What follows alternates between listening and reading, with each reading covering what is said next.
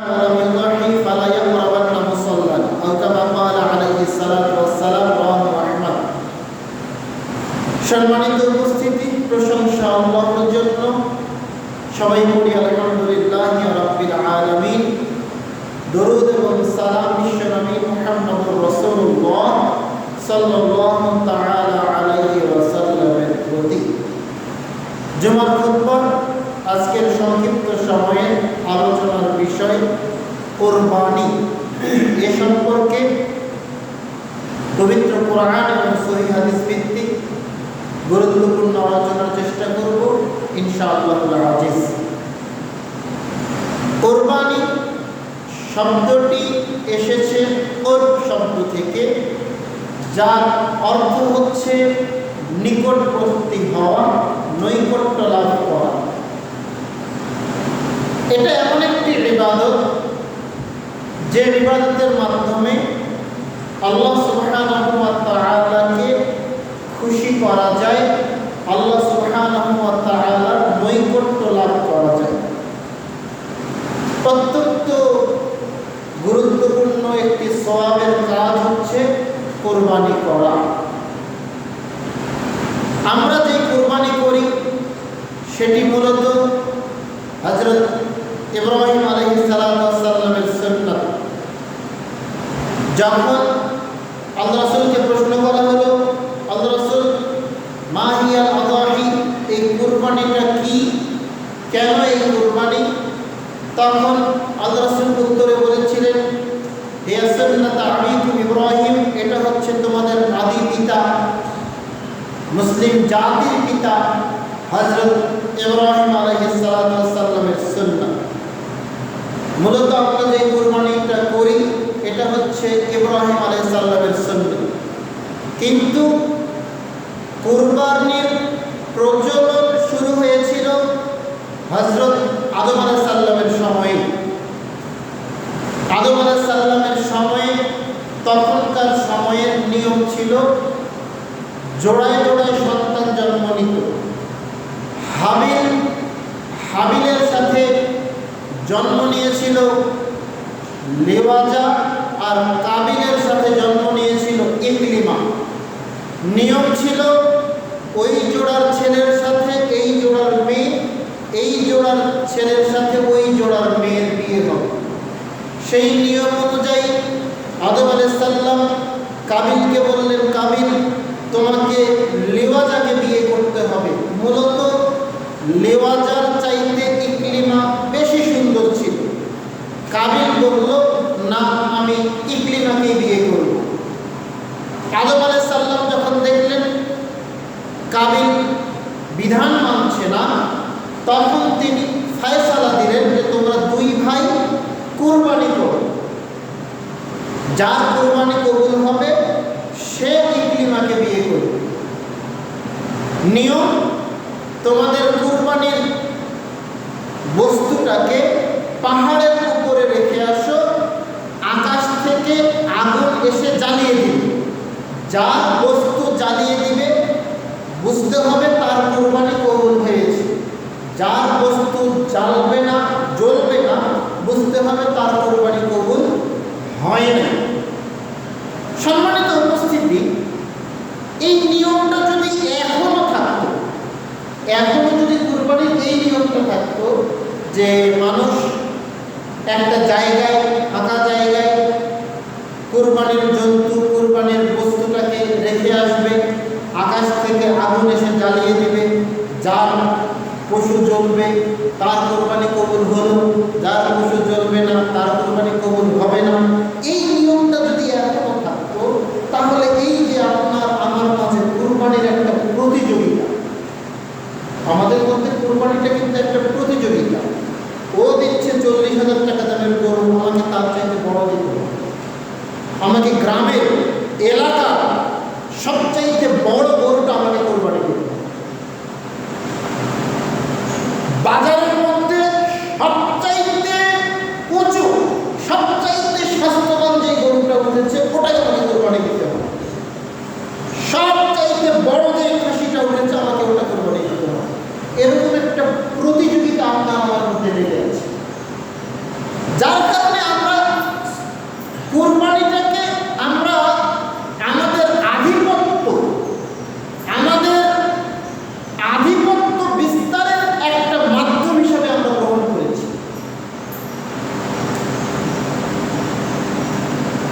কুরবানি প্রাণী আপনার যেমনই হোক,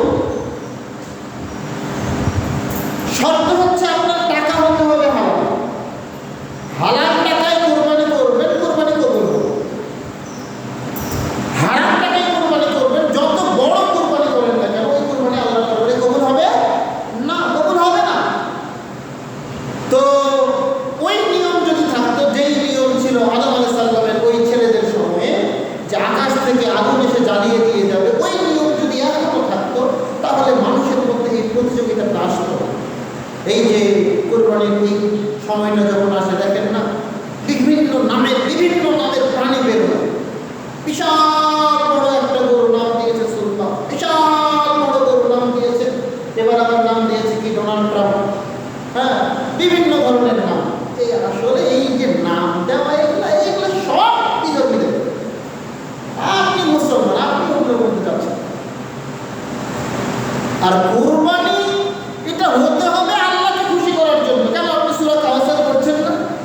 সূরা কাউসারে তো আল্লাহ আপনাকে স্পষ্ট করে দিয়েছেন, ফাসাল্লি, নামাজ পড়ো, লিরাব্বিকা, আল্লাহর জন্য, ওয়ানহার, এবং কোরবানি করো। কার জন্য? আল্লাহর জন্য। তো কোরবানি করবেন আপনি আল্লাহর জন্য, আল্লাহর নামে। হ্যাঁ, এত আপনাকে ফুটানি দেখিয়ে, হ্যাঁ, আধিপত্য বিস্তারের জন্য, আপনার প্রতিপত্তি দেখানোর জন্য আপনাকে এত দামি দামি প্রাণী কোরবানি করতে হবে। বাজারের সবচাইতে বড় গরু, বড় খাসি আপনাকে কোরবানি করতে হবে।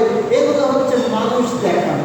আর মানুষ দেখানো কোনো ইবাদত আল্লাহর দরবারে কবুল হয় না। এটা আপনি ভালো করেই জানেন। আপনি পড়েছেন সূরা মাউনের মধ্যে, পড়েছেন না? আপনি পড়েছেন সূরা মাউনের মধ্যে, আল্লাহ বলছেন আল্লাযীনা হুম ইউরাউন, তারা সালাত আদায় করে মানুষ দেখানোর জন্য। তো এখানে সালাতের কথা বললেন আল্লাহ। এটা দিয়ে আপনি প্রত্যেকটা ইবাদতকে এবার বিচার করেন। এই আয়াত দিয়ে প্রত্যেকটা ইবাদতকে আপনি বিচার করেন। আল্লাহ বলছেন ফাওয়াইলুল লিল মুসাল্লিন, ওই সমস্ত সালাত আদায়কারীর জন্য, ওই সমস্ত নামাজীদের জন্য ওয়াইল নামক জাহান্নাম। কি জাহান্নাম? ওয়াইল নামক জাহান্নাম। কারা? আল্লাযীনা হুম আন সালাতিহিম সাহুন, যারা নিজেদের নামাজ সম্পর্কে উদাসীন। উদাসীন মানে সময় পার হয়ে যাচ্ছে, সময় পার হয়ে যাচ্ছে, কিন্তু তারা নামাজের ধারের কাছে আসছে। তারপরে আরেকটা, তারা আল্লাযীনা হুম ইউরাউন, তারা নামাজ পড়ে কিসের জন্য? মানুষকে দেখানোর জন্য।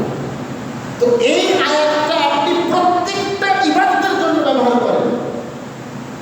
যারা মানুষ দেখানোর জন্য কোরবানি করবে, যারা মানুষ দেখানোর জন্য কোরবানি করবে, এই কোরবানি তো আল্লাহর দরবারে কবুল হবে না, হবে না, এদের জন্য জাহান্নাম। কোনো ইবাদতই মানুষ দেখানো হবে না।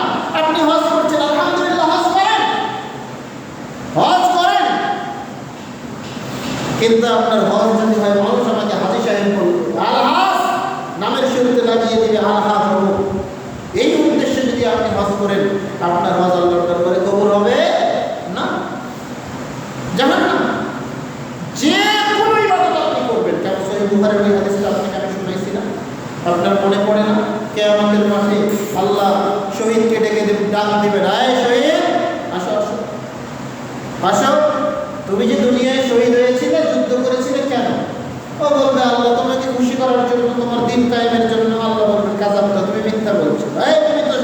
তুমি তো শহীদ হয়েছিলে যাতে মানুষ তোমাকে শক্তিমান, শক্তিশালী শহীদ হিসেবে আখ্যায়িত করে, কেন তোমার গুণগান গায়, এই জন্য তুমি শহীদ হয়েছিলে।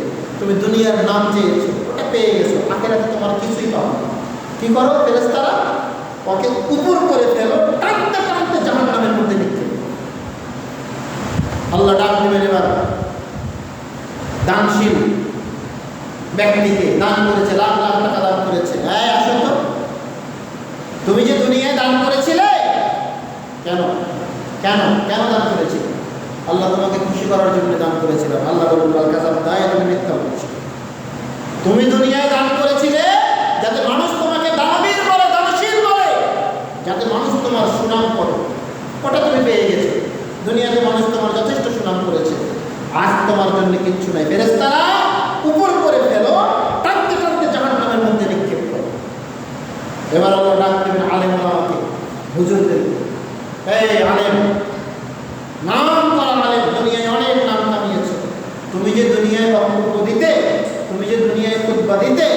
তুমি যে দুনিয়ায় মানুষের সামনে ওয়াজ করতে কেন কেন? হুজুর বলবে, আলেম বলবে আল্লাহ তোমার দিন কায়েমের জন্য, তোমাকে খুশি করার জন্য। আল্লাহ বলবেন বাল কাযাবতা, তুমি মিথ্যা বলছো। তুমি দুনিয়ায় বক্তব্য দিয়ে বেরিয়েছো, ওয়াজ করে বেরিয়েছো যাতে মানুষ তোমাকে বক্তা বলে, যাতে মানুষ তোমার কণ্ঠের সুনাম করে। আরে বাপরে, হুজুর একটা পাইছি, খুব সুন্দর কণ্ঠ, খুব ভালো ভালো কথা বলে, যাতে মানুষ তোমার সুনাম করে। এই জন্য তুমি দুনিয়াতে ওয়াজ করে বেড়াইছো। তুমি দুনিয়ায় নাম চেয়েছো, সুনাম চেয়েছো, হয়ে গেছে। আর আখিরাতে তোমার জন্য কিচ্ছু নাই। ফেরেশতারা উপর করে ফেলো, টানে হিচড়ে জাহান্নামের মধ্যে নিক্ষেপ করো। ফেরেশতারা তাই করবে। তার মানে কি বুঝলেন এই হাদিস থেকে? ইবাদত আপনি যদি আল্লাহকে খুশি করা বাদ দিয়ে ইবাদত যদি আপনি করেন মানুষ দেখানোর জন্য, তাহলে ওই ইবাদত আপনার আল্লাহর দরবারে কবুল হবে না, বরং ওটার জন্য আপনাকে শাস্তি ভোগ করতে হবে। বলছিলাম যদি ওই নিয়ম এখনো থাকতো, কোন নিয়ম? এখনো যদি কোরবানির প্রাণীকে আকাশ থেকে আগুন এসে জ্বালিয়ে দিয়ে যেত, তাহলে আপনার আমার মধ্যে কোরবানির এত প্রতিযোগিতা থাকতো না। কোরবানি যখন আসতো তখন স্বামী স্ত্রী মিলে আলোচনায় বসতো, হ্যাঁ কোরবানি তো চলে আসলো, কি যে করা যায়, হ্যাঁ হালাল না হলে তো আবার আগুন এসে জ্বালিয়ে দিবে না, মানুষের সামনে অপমানিত হবো, অপদস্থ হবো, অনেকে কোরবানি করতো। ওই নিয়ম যদি থাকতো অনেকে কোরবানি করতো। আল্লাহ রাব্বুল আলামিন সুযোগ দিয়েছেন আপনাকে আমাকে, এত টাকা দিয়ে প্রাণী কিনবেন, জবাই করবেন, খান। আল্লাহ খাওয়ার সুযোগ দিয়েছেন, আর ওই সুযোগটা নিয়ে আমরা অন্যভাবে নিয়ে নিয়েছি, যার কারণে হালাল হারাম না মেনে খালি যে যত বড় প্রাণী কোরবানির প্রাণী কিনে কোরবানি দিয়ে দিচ্ছি। হালাল হারাম মানছি, কোরবানি কবুল হলো কি হলো না, ইটস ডাজ নট ম্যাটার। এটা কোনো ম্যাটার করে না, এটা কোনো বিষয় না। আমার কোরবানি কবুল হোক আর না হোক এটা কোনো বিষয় না। মাংস তো খাওয়া হচ্ছে, কয় কেজি মাংস পেলাম? গরু কিনেছি ৮০,০০০ টাকা, ১,০০,০০০ টাকা দিয়ে গরু কিনেছি, কত কেজি মাংস পেলাম, কত মণ মাংস পেলাম, আমরা ওটা হিসাব করি। কোরবানি কবুল হলো কি না এটা আমরা হিসাব করি। যাই হোক, হাবিল এবং কাবিল দুই ভাই তাদের কোরবানির প্রাণী, কোরবানির বস্তু পাহাড়ের উপর রেখে দিল। হাবিল রাখলো একটা দুম্বা, আর কাবিল রাখলো কিছু গম। আকাশ থেকে আগুন এসে হাবিলের দুম্বাটা জ্বালিয়ে দিল। বোঝা গেল হাবিলের কোরবানি কবুল হলো, কাবিলের কোরবানি কবুল হলো না। এতে করে কাবিল অপমানিত বোধ করলো। কাবিল মনে করলো আমি হাবিলের কারণেই অপমানিত হলাম, অপদস্থ হলাম, আমার কোরবানি কবুল হলো না। যার কারণে কাবিল হাবিলকে হত্যা করার পরিকল্পনা নিল। আল্লাহ রাব্বুল আলামিন সূরা মায়েদার মধ্যে এই ঘটনাটা স্পষ্ট বলে দিয়েছেন। এরপরে কাবিল হাবিলকে হত্যা করলো। হত্যা করার পরে লাশ কি করবে সে চিন্তা করে পাচ্ছে না। আল্লাহ রাব্বুল আলামিন দুইটা কাককে পাঠালেন নমুনা হিসাবে। দুইটা কাক মারামারি করতে করতে একটা কাক আরেকটা কাককে মেরে ফেলল। এবার জীবিত কাক এই মারা যাওয়া কাকটাকে দাফন করার জন্য কিছু মাটি খুঁড়ে গর্ত করল। তারপরে ওই কাকটাকে ওই গর্তের মধ্যে ফেলে দিয়ে মাটি চাপা দিয়ে দিল। কাবিল বুঝতে পারলো আমাকে এই কাজই করতে হবে। কাবিল সেই কাজই করল। তো কুরবানির প্রচলন ওখান থেকেই শুরু। কিন্তু আমরা যে কুরবানি করি এটা হচ্ছে হযরত ইব্রাহিম আলাইহিস সালামের সুন্নাত। ইব্রাহিম আলাইহিস সালাম তার স্ত্রী সারাকে নিয়ে একটা এলাকা দিয়ে যাচ্ছেন, যেই এলাকায় অত্যাচারী বাদশা ছিল। সহিহ বুখারীর হাদিস, একাধিক দিন আপনাদের সামনে এই হাদিস আমি উপস্থাপন করেছি। আজকে বিষয়ের সাথে সম্পৃক্ততার কারণে এই হাদিসটা সংক্ষিপ্তভাবে আপনাদের সামনে আবার উপস্থাপন করছি। ইব্রাহিম আলাইহিস সালাম তার স্ত্রী সারাকে নিয়ে একটা এলাকা দিয়ে যাচ্ছিলেন, যেই এলাকায় ছিল অত্যাচারী শাসক। তার কাজ ছিল অন্যের বউকে দখল করা, অন্যের স্ত্রীকে দখল করা। ইব্রাহিম আলাইহিস সালাম যখন ওই এলাকা দিয়ে যাচ্ছেন, ওই এলাকার মানুষ বাদশাকে গিয়ে বলছে, আন্না ইব্রাহিম দাখালা ফি কারিয়াতিনা, ইব্রাহিম আমাদের এলাকায় আমাদের গ্রামে ঢুকেছে, ওয়া মাআহু ইমরাআতুন, তার সাথে একটা হিয়া আহসানু মিনান নিসা, খুব সুন্দর মহিলা, খুব সুন্দর মেয়ে, এরকম সুন্দর মেয়ে দুনিয়াতে নেই। ওই বাদশা ইব্রাহিমকে নিয়ে আসলো, নিয়ে এসে ইব্রাহিমকে বলছে, ইব্রাহিম ওই মেয়েটাকে যে তোমার সাথে আছে, ইব্রাহিম বলছে হিয়া উখতি, ওটা হচ্ছে আমার বোন, অথচ সারা ছিলেন তার স্ত্রী। এবার ইব্রাহিম আলাইহিস সালাম সারাকে এসে বলছে, সারা শোনো, ওরা আমাকে প্রশ্ন করেছিল তুমি কে হও, আমি বলেছি তুমি আমার বোন। লা তুকাদ্দিবনি বিহাদিসি, তুমি আবার আমাকে মিথ্যাবাদী বানাইও না। মানে ওরা যদি তোমাকে প্রশ্ন করে আমি তোমার কে হই, তুমি বলবে যে আমি তোমার ভাই। তাহলে আমি যেটা বললাম ওটা সত্য হয়ে গেল। এটাও ঠিক যে এই জায়গাতে দুনিয়াতে এখন তুমি আর আমি ছাড়া মুসলমান কেউ নেই। তো মুসলমান যেহেতু ভাই ভাই, তো মুসলমান নারী পুরুষ ভাই বোন, ওই হিসাবে তাকে তুমি আর আমি ভাই বোন।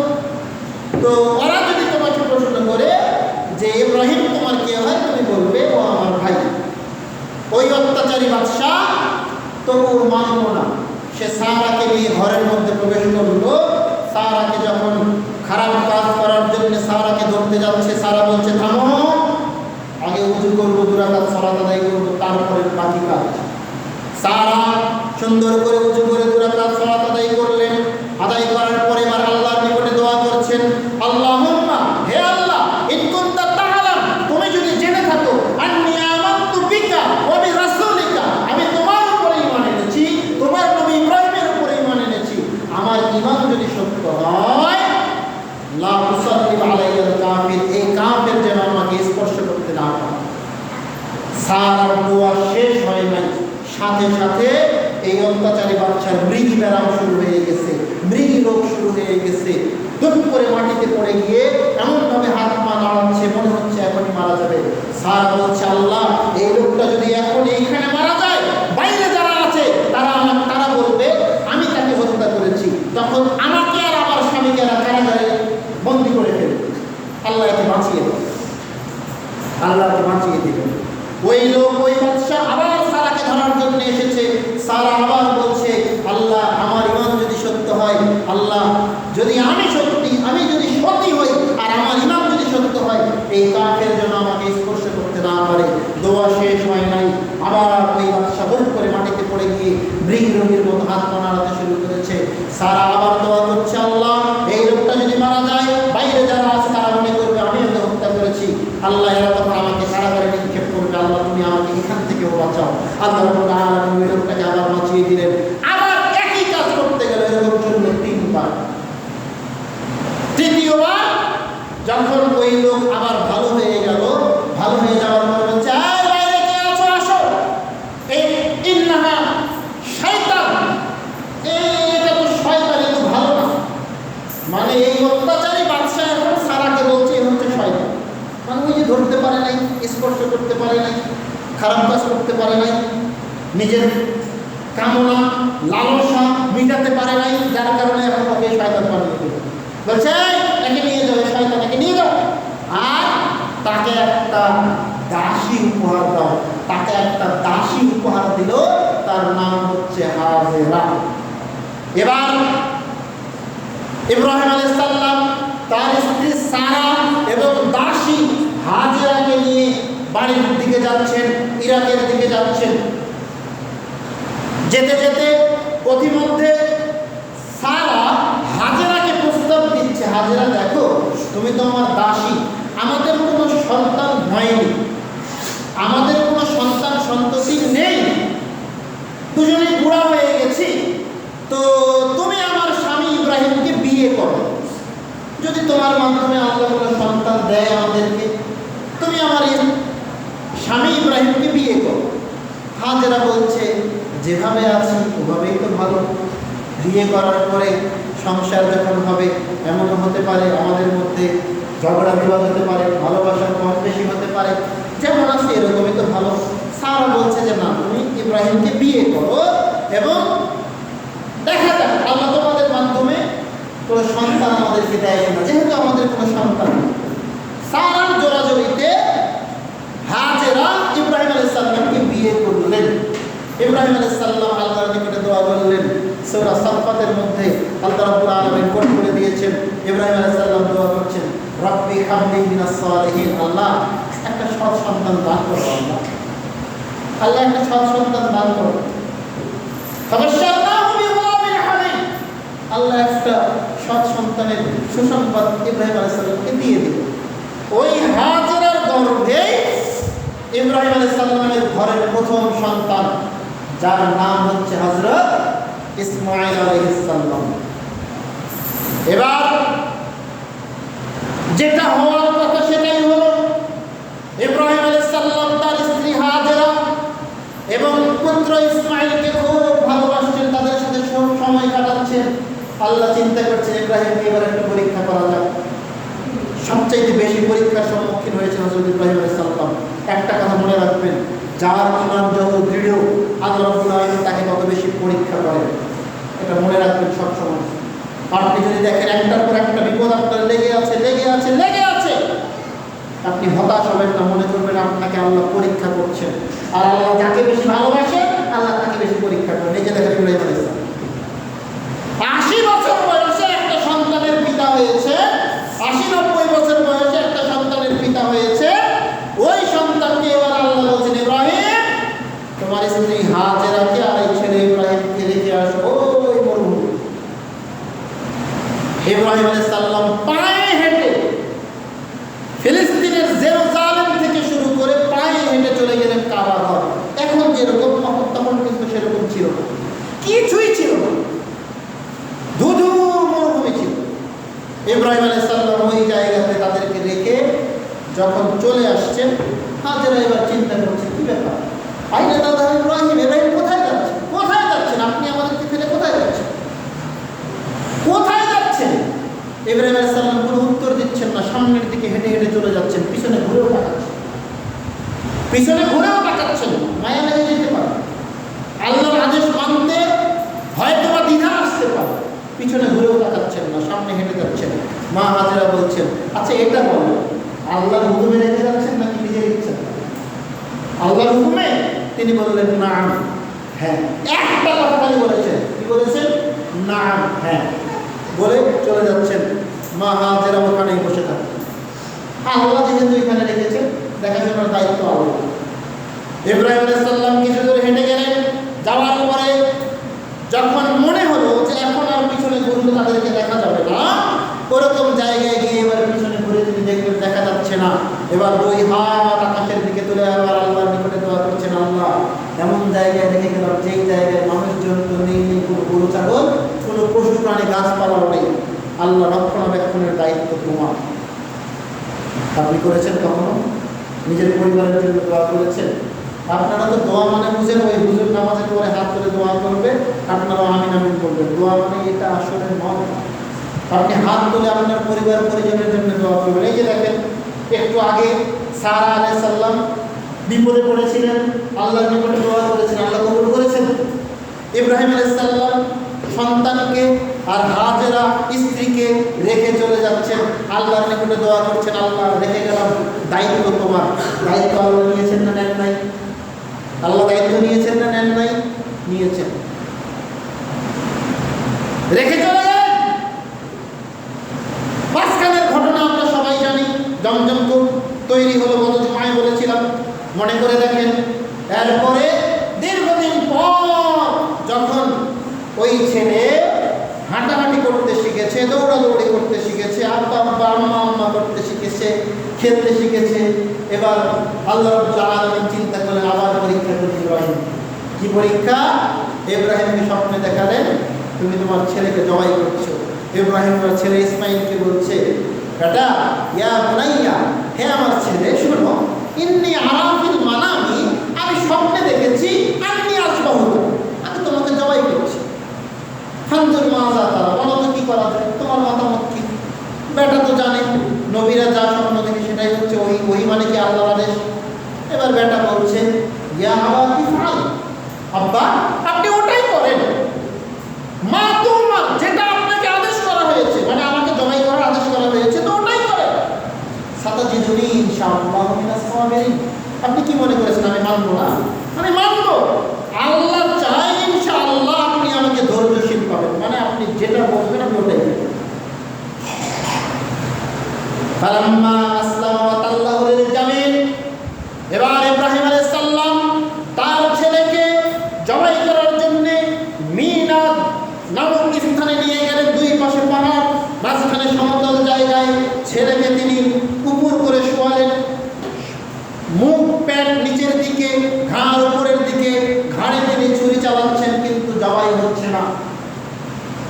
তার আগে ঘটনা অনেক আমরা শুনেছি, তিনি 3 দিন 300 উট কুরবানি করেছেন। এগুলো হচ্ছে মিথ্যা কথা, এগুলো হচ্ছে বানোয়াট কথা। তিনি তার ছেলেকে জবাই করার জন্য চোখে কাপড় বেঁধেছিলেন, এটাও বানোয়াট কথা। এরকম কোনো কোরআন হাদিসে এরকম কোনো কথা নেই। তিনি তার ছেলেকে উপর করে শুইয়ে তার ঘাড়ের উপরে ছুরি চালাচ্ছেন কিন্তু জবাই হচ্ছে না। আল্লাহ এবার ডাক দিচ্ছেন, ওয়ানাদাইনা ইয়া ইব্রাহিম, আমি ডাক দিলাম, এই ইব্রাহিম কাদ সাদ্দাকতা রুইয়া।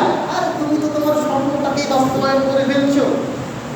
হ্যাঁ, তুমি তো তোমার স্বপ্নকেই বাস্তবায়ন করে ফেলছো। আমি তো তোমাকে পরীক্ষা করছিলাম, তোমার ছেলের জীবন নেওয়ার জন্য আমার কোনো ঠেকা পড়ে না। আমি তোমাকে পরীক্ষা করছিলাম, তুমি আমার পরীক্ষায় পাস করো কিনা। তুমি পাস করে ফেলেছো। ইব্রাহিম, আমি তোমার ছেলের স্থানে একটা বড় কোরবানি করে দিলাম, সেটা হচ্ছে একটা দুম্বা। এটাই হচ্ছে বড় কোরবানি। এই ওখান থেকেই শুরু। আপনি আমি এখন যে কোরবানিগুলো করি, এটা হচ্ছে ওই ইব্রাহিম আলাইহিস সালামের সুন্নাত। আমরা ওই সুন্নাতগুলোই পালন করি। সম্মানিত উপস্থিতি, কোরবানি অত্যন্ত গুরুত্বপূর্ণ এবং ফজিলতপূর্ণ একটা ইবাদত। এটাকে আপনাকে আমাকে গুরুত্বের সাথে গ্রহণ করতে হবে এবং এটা ইব্রাহিম আলাইহিস সালামের সুন্নাত হিসেবে গ্রহণ করতে হবে। আল্লাহ রাব্বুল আলামিন বুঝার তৌফিক দান করুন। আল্লাহুম্মা আমিন।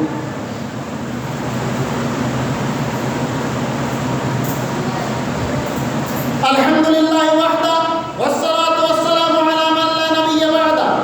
আনাস ইবনে মালিক রাদিয়াল্লাহু তাআলা আনহু বলেন, রাসূল সাল্লাল্লাহু আলাইহি ওয়াসাল্লাম বলেছেন, মান কানা লাহু সাআ ওয়া লাম ইউযাহি ফালা ইয়াকরাবান্না মুসাল্লানা। যে ব্যক্তির সামর্থ্য আছে কিন্তু কুরবানি করলো না, সে যেন ঈদগাহে না আসে। আবু হুরায়রা রাদিয়াল্লাহু তাআলা আনহু বলেন, রাসূল সাল্লাল্লাহু আলাইহি ওয়াসাল্লাম বলেছেন, মান ওয়াজাদা লাহু সাআ, যে ব্যক্তির সামর্থ্য আছে ওয়া লাম ইউযাহি, কিন্তু কুরবানি করলো না, ফালা ইয়াকরাবান্না মুসাল্লানা, সে যেন ঈদগাহে না আসে। উক্ত দুইটা হাদিস থেকে বোঝা যাচ্ছে যে সামর্থ্য থাকলে আপনাকে কুরবানি করতে হবে। যদি আপনার সামর্থ্য থাকে তাহলে আপনাকে কুরবানি করতে হবে। কিপটামি করে আপনি কুরবানি বাদ দিতে পারবেন না। যদি হযরত উমর এবং হযরত আবু বকর সিদ্দিক রাদিয়াল্লাহু তাআলা আনহুমা প্রতি বছর কুরবানি করতেন, মাঝে মাঝে ছেড়ে দিতেন। কেন ছেড়ে দিতেন? এই উদ্দেশ্যে ছেড়ে দিতেন যাতে মানুষ এটাকে ফরজ না মনে করে। বুঝলেন না? মানুষ যাতে এটাকে ফরজ মনে না করে। আপনার সামর্থ্য নাই, কত বছর কুরবানি করেছেন, এবছর ব্যবসায় মন্দা, ব্যবসা ভালো হচ্ছে না, বা ফসল ভালো হয় নাই, বা ঋণের মধ্যে ডুবে আছেন, বিভিন্ন কারণে হয়তোবা আপনি আর্থিক সংকটের মধ্যে আছেন। হ্যাঁ, আপনি কুরবানি করবেন না। কুরবানি এটা সুন্নাত, এটা ফরজ না। করলে নেকি পাবেন, না করলে গুনাহ হবে না। তবে যদি কিপটামি করে না করেন তাহলে গুনাহ হতে পারে। যদি কৃপণতা করে কুরবানি না করেন তাহলে গুনাহ হতে পারে। কেননা আল্লাহ রাসূল সাল্লাল্লাহু আলাইহি ওয়াসাল্লাম বলেই দিয়েছেন যে কৃপণ ব্যক্তি জান্নাতে যাবে না। তা আপনি যদি এখন কৃপণতা করে কুরবানি না করেন তাহলে হয়তো বা এই হাদিসের মধ্যে আপনি পড়তেও পারেন। তবে আল্লাহ রাসূল যেটা বলেছেন যে মান কানা লাহু সাআ, যার সামর্থ্য আছে তাকে কুরবানি করতে হবে। কুরবানির জন্য একটা পরিবারের পক্ষ থেকে একটা প্রাণী যথেষ্ট। আনাস ইবনে মালিক রাদিয়াল্লাহু তাআলা আনহু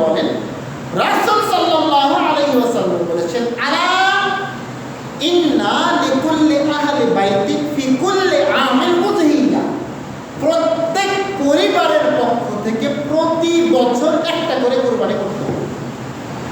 হাদিস বুখারী মুসলিম। আবার শুনুন, আল্লাহ রাসূল বলেছেন প্রত্যেক পরিবারের পক্ষ থেকে প্রতি বছর একটা করে প্রাণী কুরবানি করতে হবে। এখন আসেন ভাগে কুরবানি। আমি শুরুতেই বলি, এটা একটা বিতর্কিত মাসআলা।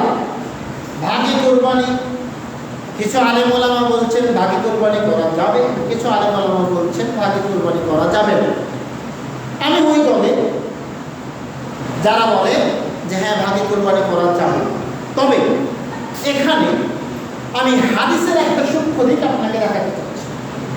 জাবের রাদিয়াল্লাহু তাআলা আনহু হতে বর্ণিত, রাসূল সাল্লাল্লাহু আলাইহি ওয়াসাল্লামের সময়ে তিনি বলেন, কুন্না নাশতারিকু ফিল বাকারাতি আন সাবআতিন ওয়াল জাসরু আন সাবআতিন। আমরা আল্লাহ রাসূলের সময়ে 7 জনে একটা গরু, 7 জনে একটা উট কুরবানি দিতাম।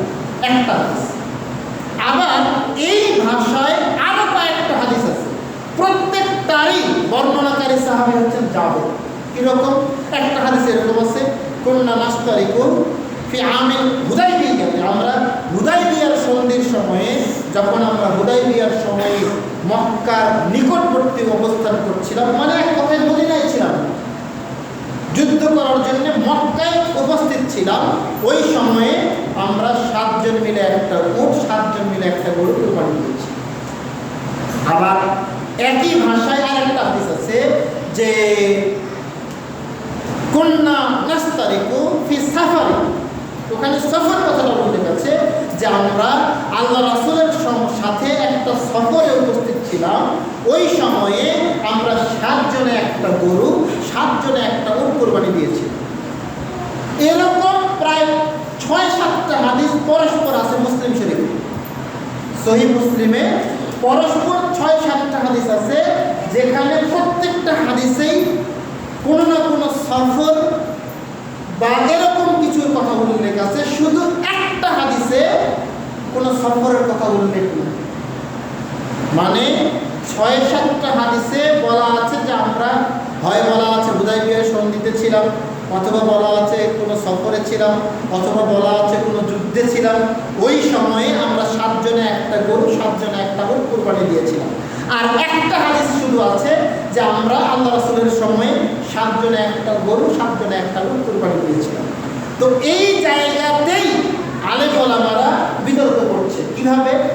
একদল আলেম ওলামা বলছে যে এই যে 5-6টা হাদিসে যেহেতু সফরের কথা উল্লেখ আছে, সুতরাং এই হাদিসটাও ওর মধ্যেই পড়বে, যার কারণে তারা বলে ভাগে কুরবানি চলে না। আর আরেকদল আলেম ওলামা বলে যে না, যেহেতু এই হাদিসের মধ্যে সফরের কথা বা কোনো যুদ্ধের কথা উল্লেখ নাই, সেহেতু 7 জনে একটা গরু কুরবানি দেওয়া যাবে, 7 জনে একটা উট কুরবানি দেওয়া যাবে। তবে শর্ত হচ্ছে, আল্লাহ রাসূলের কথা হচ্ছে, জাবেরের কথা হচ্ছে আন সাবআতিন, 7 জনের পক্ষ থেকে। 7 জন, নট 7টা পরিবার। আমি মনে হয় বোঝাতে পারবো, 7 জনের কথা বলা হয়েছে, 7টা পরিবারের কথা বলা হয়নি।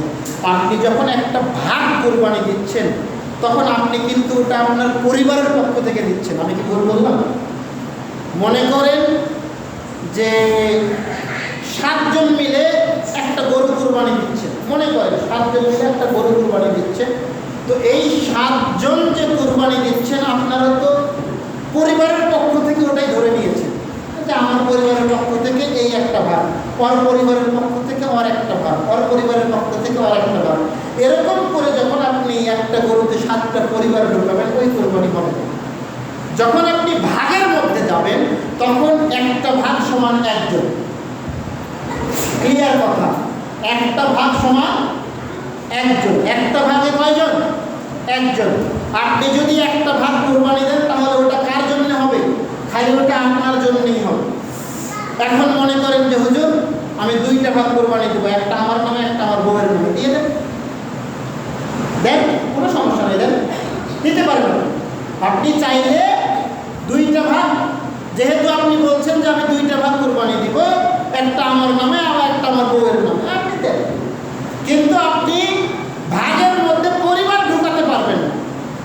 যে আমার সামর্থ্য নাই, আমি ওই একটা ভাত কুরবানি দেবো, ওই হয়ে গেল সবার পক্ষ থেকে, এই চিন্তা আপনি করিয়েন। মাংস সবাই খাবে, গোস্ত সবাই খাবে, কিন্তু সব পাবেন আপনি একে। পাওয়ার স্বার্থ হচ্ছে আপনার টাকাটা হারানো হতো। তো এই জন্য আমরা বলি যে আপনি বর্তমান বাজার অনুযায়ী চিন্তা করেন, একটা গরুর ভাগ দিতে গেলে আপনার কমপক্ষে একটা গরুর ভাগ দিতে গেলে 10,000 12,000 টাকা লাগবে না? কমপক্ষে 10-12,000 টাকা লাগবে, আরও বেশি মনে হয় না এদিকে আসবে। তো আপনি 10-12,000 টাকায় তো একটা ছাগল সুন্দর দিয়ে দিতে, আপনার গোস্ত খাওয়া হলো, নেকিও হয়ে গেল। শুধু নেকি আপনি একা পাইলেন না, আপনার গোটা পরিবার নেকি পেয়ে গেল। আর ওই যে আল্লাহ রাসূল বলেছেন, কি বলেছেন, যে প্রত্যেক পরিবারের পক্ষ থেকে প্রতি বছর একটা করে প্রাণী কোরবানি করতে হবে। এই যে একটা প্রাণী, একটা ছাগল কোরবানি করলেন, হয়ে গেল আপনার পরিবারের পক্ষ থেকে, রাসূলের আদেশও মানা হয়ে গেল। ভাগের মধ্যে কেন যাচ্ছে? আমি বলছি না ভাগে কোরবানি হবে না, তবে না দেওয়াই উত্তম, না দেওয়াই উত্তম। আমি ভাগে কোরবানি না দেওয়ার জন্য আপনাদেরকে অনুরোধ করি, সম্ভব হলে ওই টাকা দিয়ে আপনি একটা খাসি বা একটা ছাগল আপনার সামর্থ্য অনুযায়ী কোরবানি করে দিতে পারেন। বা তারও যদি তার চাইতে টাকা কম যদি থাকে, তাহলে ওই যেগুলোকে আমরা বলি ধুতি বলি, দাম আরও কম, তাই না? আপনি ওগুলো কোরবানি করেন। উদ্দেশ্য হলো সওয়াব। উদ্দেশ্য কি? সওয়াব, নেকি অর্জন করতে হবে। এই সুযোগ তো সারা বছর আসে না, আসে? সারা বছর তো এই সুযোগ আসে না। আপনি সারা বছর গরু জবাই করে খেতে পারবেন, সারা বছর ছাগল জবাই করে খেতে পারবেন, কিন্তু আপনি সারা বছর কোরবানি করতে পারবেন না। কোরবানি করতে হলে আপনাকে জিলহজ মাসের 10, 11, 12 3 দিন কোরবানি করতে হবে, তাই না? 3 দিন কোরবানির নেকি নিতে গেলে আপনার সময় হচ্ছে 3 দিন, আর এমনি গোস্ত খাওয়ার জন্য সারা বছর আপনি জবাই করতে পারবেন। তো যেহেতু নেকি অর্জন করার জন্য আল্লাহ সুযোগ দিয়েছেন, তাহলে সাধ্য অনুযায়ী, সামর্থ্য অনুযায়ী একটা ছাগল নিজের পরিবারের পক্ষ থেকে কোরবানি করে দেবে। সম্মানিত উপস্থিতি, যার কারণে আমি আবারও বলছি, ভাগে কোরবানি দেওয়া যাবে না এটা আমি বলবো না, আপনি ভাগে কোরবানি দিতে পারেন, তবে না দেওয়াই উত্তম। চেষ্টা করবেন এককভাবে একটা প্রাণী কোরবানি দেওয়া, সেটা গরু হোক বা ছাগল হোক বা ভেড়া হোক, ভেড়ার দাম আরও হোক, যে কোনো একটা প্রাণী একটা পরিবারের পক্ষ থেকে দিলে হয়ে গেল। আপনার পরিবারের সদস্য যদি হয় 100 জন, আর আপনি যদি জবাই করেন একটা ছাগল, ওই সবাই এই ছাগলের নেকি পাবে, সবাই এটার মধ্যে ঢুকে যাবে। একটা জয়ীফ হাদিস আমাদের সমাজে প্রচলিত আছে যে প্রাণীর লোম বেশি, ওই লোম অনুযায়ী নেকি দেওয়া হয়, এটা ভুল কথা। ওই জন্যে আমাদের দেশে মহিষ কুরবানি দেওয়া হয় না, কারণ মহিষের শরীরে লোম নেই, পশম নেই, অল্প অল্প পশম আছে। তো ওই যে হুজুর বলেছে লোম বেশি, পশম বেশি, নেকি বেশি, ওই জন্য মানুষ মহিষ কুরবানি দেয় না। জি না, মহিষ কুরবানি দেওয়া যাবে, পশমের সাথে কোনো সার নাই। আল্লাহ রাব্বুল আলামিন পবিত্র কোরআনের মধ্যে বলছেন, লা ইয়ানালাল্লাহু লুহুমুহা ওয়ালা দিমাউহা, কুরবানির প্রাণীর রক্ত, মাংস কোনো কিছুই আল্লাহর কাছে যায় না। কি যায়? ওয়ালাকিন ইয়ানালুহু তাকওয়া মিনকুম, তোমরা কি উদ্দেশ্যে কুরবানি করছো ওটা যায় আল্লাহর কাছে। সুতরাং আপনি মনে করিয়েন না যে আমার প্রাণীর যত বেশি লোম হবে, যত বেশি পশম হবে, আমি তত বেশি নেকি পাবো, এই চিন্তা কখনোই করিয়েন না। এটা জাল হাদিস, এটা মানুষের বানোয়াট হাদিস। আল্লাহ রাসূলের পক্ষ থেকে এরকম কোনো সিদ্ধান্ত আসে না। আপনি আপনার সাধ্য মতো কোরবানি করবেন।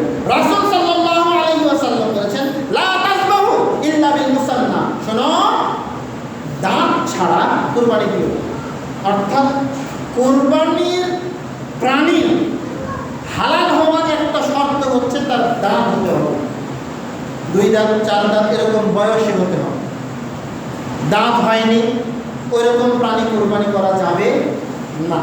তবে একটা হাদিস এরকম পাওয়া যায়, একজন সাহাবী বলছে, আল্লাহ রাসূল, আমার কাছে একটা 7 মাস বয়সী ছাগল আছে, এছাড়া আমার আর কিছু নেই, আমি কি করবো? তো আল্লাহ রাসূল বললেন, ঠিক আছে, তুমি ওটাকেই জবাই করে দিও। যদি একান্ত না পাওয়া যায় তখন বিষয়টা আলাদা। তবে আমি একটা সমাধান দিয়ে যাচ্ছি, যদি আপনার ওরকম প্রাণী থাকে, দাঁত হয়নি, আপনি ওটাকে বাজারে বিক্রি করে দিয়ে যেটার দাঁত হয়েছে ওরকম একটা কিনে নিয়ে এসে জবাই করে দিন। বুঝেননি কথা? আপনার যেটা দাঁত হয়নি ওটা আপনি বিক্রি করে দেন, যে পুষবে সে ওটাকে পুষে বড় করবে। হ্যাঁ, আপনি ওই টাকা দিয়ে অন্য একটা দাঁতওয়ালা প্রাণী নিয়ে এসে আপনি কুরবানি করেন। এটা হচ্ছে সুন্নাত, আল্লাহ রাসূলের আদেশ। আল্লাহ রাসূল সাল্লাল্লাহু আলাইহি ওয়াসাল্লাম নিজ হাতে কুরবানি করতেন। আনাস ইবনে মালিক রাদিয়াল্লাহু তাআলা আনহু বলেন, আল্লাহ রাসূল আমাকে আদেশ করলেন, আনাস 2টা খাসি নিয়ে এসো।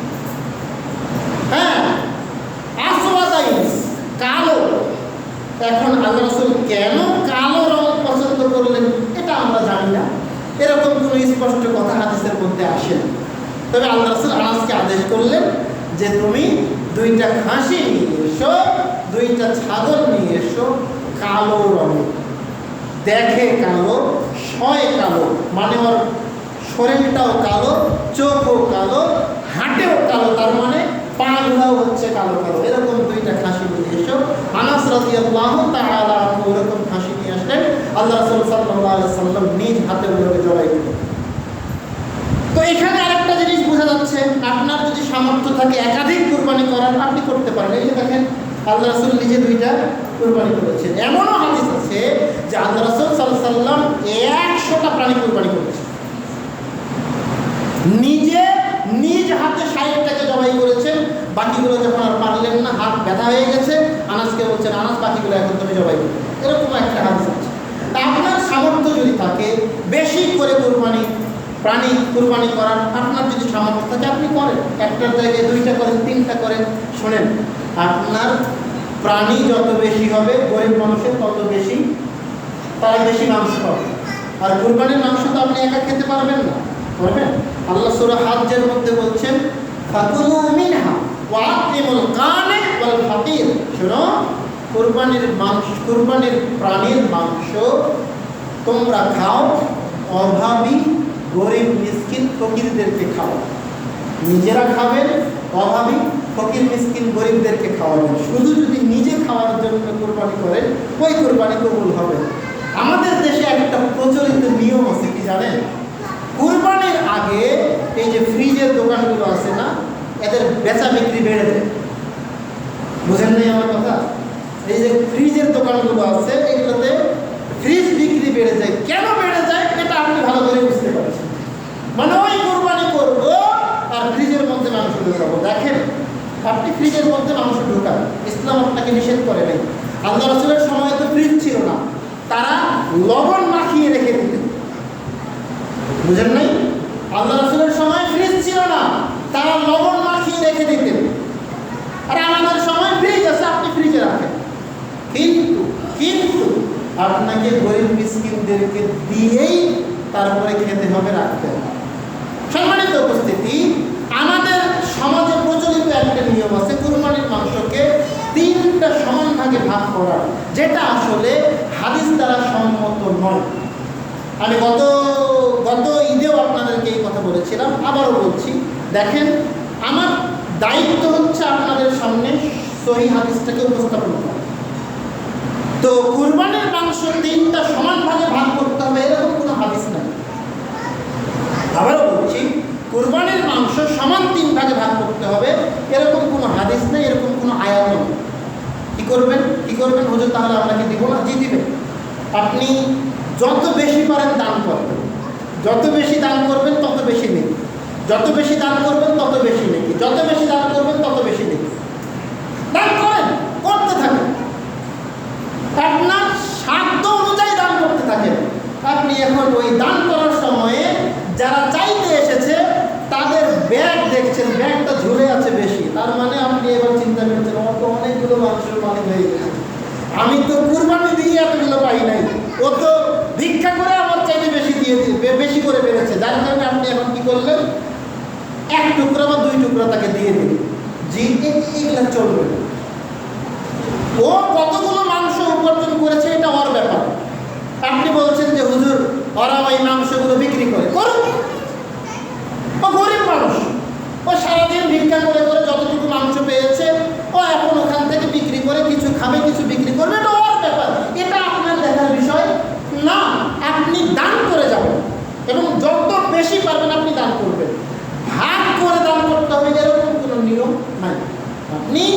আপনার মনের ইচ্ছা অনুযায়ী করতে পারেন, আমি করাটাকে নিষেধ করছি না, তবে এরকম কোনো হাদিস নাই, আমি এটা বোঝাতে চাচ্ছি। আপনি আপনার সাধ্য মতো দান করুন। আবার আপনাদের এখানে যেটা নিয়ম আছে যে 1 ভাগ মসজিদে জমা করতে হবে, এটাও আপনারা কারো উপরে জোর করে চাপিয়ে দিবেন। যারা দিবেন দিবে, যারা দিবে না দিবেন। এটা জোর করে চাপিয়ে দেওয়া যাবে না। যদি আপনি এটাকে জোর করে চাপিয়ে দেন তাহলে কিন্তু গুনাহগার হবেন। যেহেতু আপনি যখন জোর করে চাপিয়ে দিবেন তার মানে এটা বিধান, আর বিধান তৈরি করার মালিককে আল্লাহ, আর এটা উপস্থাপন করার মালিক ছিলেন হযরত মুহাম্মদ রাসূলুল্লাহ সাল্লাল্লাহু আলাইহি সাল্লাম। তিনি যেহেতু এরকম কিছু বলেন নাই, আর আল্লাহ যেহেতু এরকম কিছু বলেন নাই, তা আপনি যদি এখন জোর করে নিয়ম করে দেন যে হ্যাঁ মসজিদে 1 ভাগ দিতেই হবে, এরকম যদি নিয়ম করে দেন তাহলে এই নিয়ম করার কারণে কিন্তু গুনাহ হবে। সুতরাং এই জিনিসটা অবশ্যই চিন্তা করবেন। হ্যাঁ, আপনাদের এখানে যে নিয়মটা আছে এটা ভালো, এটা খারাপ না যে সবাই মিলে মসজিদের মধ্যে এক জায়গায় একত্রিত করছেন, করার পরে এখান থেকে গ্রামের যারা কুরবানি দেয় নেই তাদেরকে আপনারা দান করছেন, সাদকা করছেন, এটা খারাপ না।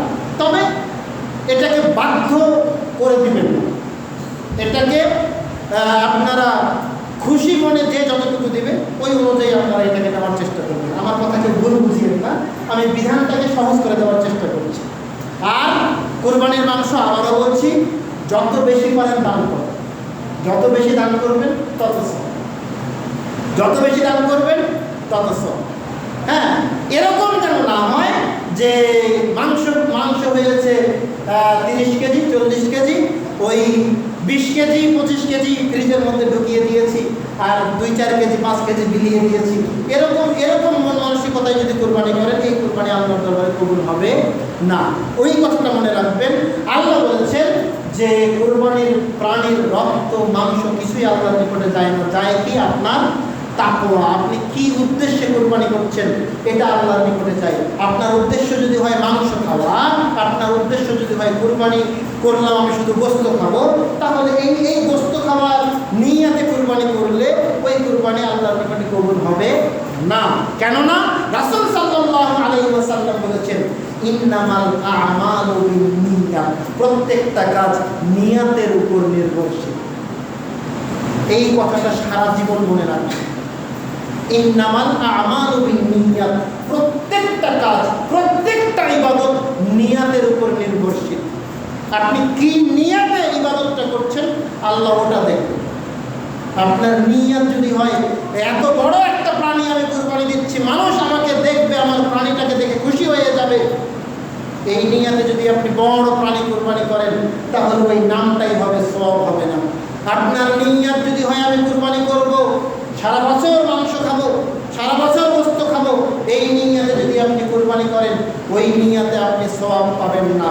কিন্তু আপনার নিয়ত যদি হয় এটা যে আমি কুরবানি করে আল্লাহকে খুশি করাবো, আমার এই হালাল টাকার কুরবানি দিয়ে আমি আল্লাহকে খুশি করব, এই কুরবানির সওয়াব দিয়েই আমি জান্নাত হাসিল করব, এই নিয়তে যদি আপনি কুরবানি করেন তাহলে আল্লাহ ওই নিয়তটাই আপনার কবুল করবেন ইনশাআল্লাহ। আল্লাহ রাব্বুল আলামিন আপনাকে আমাকে আমাদের সকলকে এই বিষয়গুলো বোঝার তৌফিক দান করুন। আল্লাহুম্মা আমিন। সুবহানাকা আল্লাহুম্মা বিহামদিকা আশহাদু আল্লা